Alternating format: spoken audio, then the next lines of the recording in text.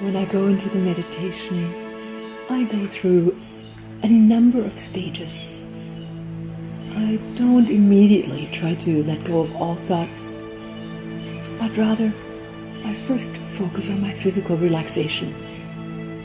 I utilize the Yogic Breath in that I focus on my regular breathing of in and out breath, and I count my breath by breathing in through one nostril for a particular count, holding my breath as a brilliant light in my third eye, and then breathe out for the same count through my other nostril.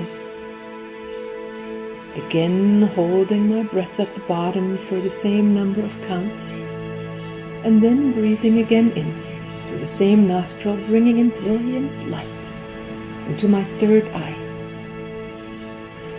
This focuses my mind and body, brings it into harmony, and brings me into a greater, calmer rhythm that allows me deeper access to my higher consciousness and to smooth the waves of the ocean, so to speak.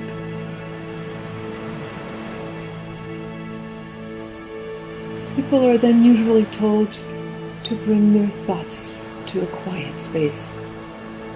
And many people don't know what to do with their thoughts that seem to come up again and again. People say, listen to your thoughts and let them go by like clouds.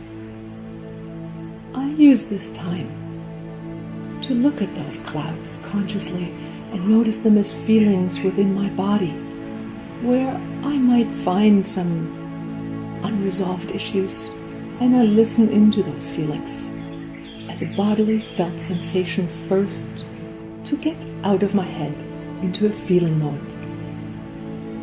Then I ask what these feelings really wish. Negative feelings, no matter how negative they are, wish for something positive. The anger wishes maybe to receive love, a positive outcome. In my meditation, I go through those steps that I explain in my books and teach in the seminars, how we can transform those negative aspects that we find left over and transform them into their positive wishes, to use them as a stepping stone to create a fulfilled life. If we utilize this time in the beginning in our meditation, then we can utilize our negative feelings as a stepping stone to automatically bring us to a higher dimension. After I've done, so to speak, my inner house cleaning, I go into a visionary space. Automatically, my mind wants to focus on things that I still have to do, whether it's project that I'm working on, whether it's short-term goals, or long-term wishes that I wish to manifest.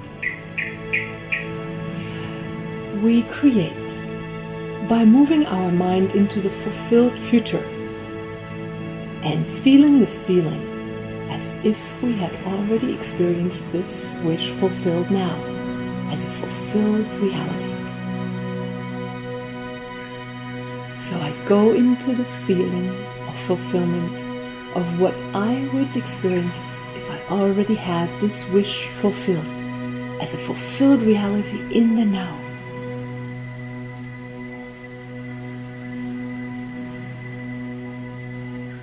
The time where I think of my projects, of all the things that are still on my to-do list, I use in a way to pre-create my future in a positive way. My future of today, my future of tomorrow, my future of more long-term projects that I then envision in a fulfilled way. I utilize the steps of calming my body, cleaning my emotions and transforming them into fulfilled feelings, as well as the visionary pre-planning of my future time. I use all of these as steps in my meditation to get into finer spaces in my meditation. After that, when we've done those steps, we will naturally find our inner attention rising to higher dimensions.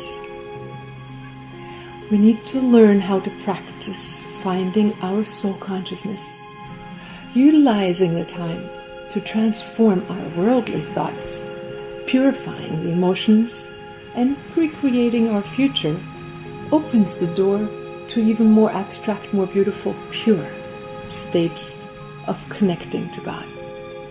This is the quantum work, the quantum jumping that we're doing by moving into the future that is fulfilled, by entering into the state that we would have if the future were now. What we do then, and naturally do then, is we focus on our soul awareness. All the while I meditate, part of me knows it wishes to ascend to my heightened state of soul awareness and connectedness to God. I can do this obliquely while I take care of my household, so to speak. Another part of me already knows that I wish to focus on the highest potential that I can reach at this point in my evolution. So we naturally take steps in focusing our mind during one session of meditation. And we have the option of then entering into pure states of sublime light, where we explore being pure soul and entering into the more purest, divinest levels of awareness of connecting with God, irregardless of any religion that we may partake in. God is there for all of us. God is the source that we can connect with. And in the meditation, we have the ability to transcend the chat of the mind and using it as a stepping stone to enter more profound mystical states of union. In my books and seminars, I teach methods of this quantum transformation, as well as awareness training of pure soul consciousness. And the more beautiful we create our lens here on earth, the more beautiful our manifestation becomes around us. That is our gift back to the source, to the divine, to become the most refined lens, the fractal that returns its awareness to the whole.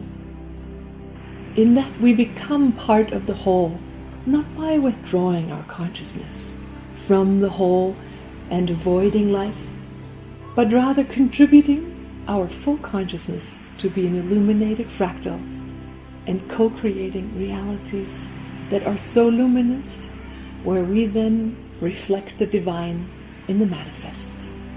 That is our gift to God in return. God has given us the gift of consciousness, so we may grow, awaken. We were not given that gift to withdraw out of this paradise, but to create the paradise within us and around us. Heaven on earth is not a place. It's an internal state that we can recreate again and again, and this state of consciousness we can refine over decades of practice.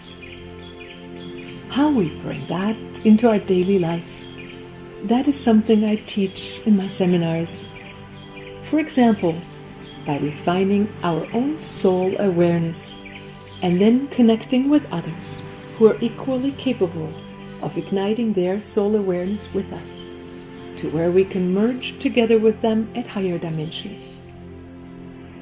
And the highest form of love is a state of union of consciousness and soul.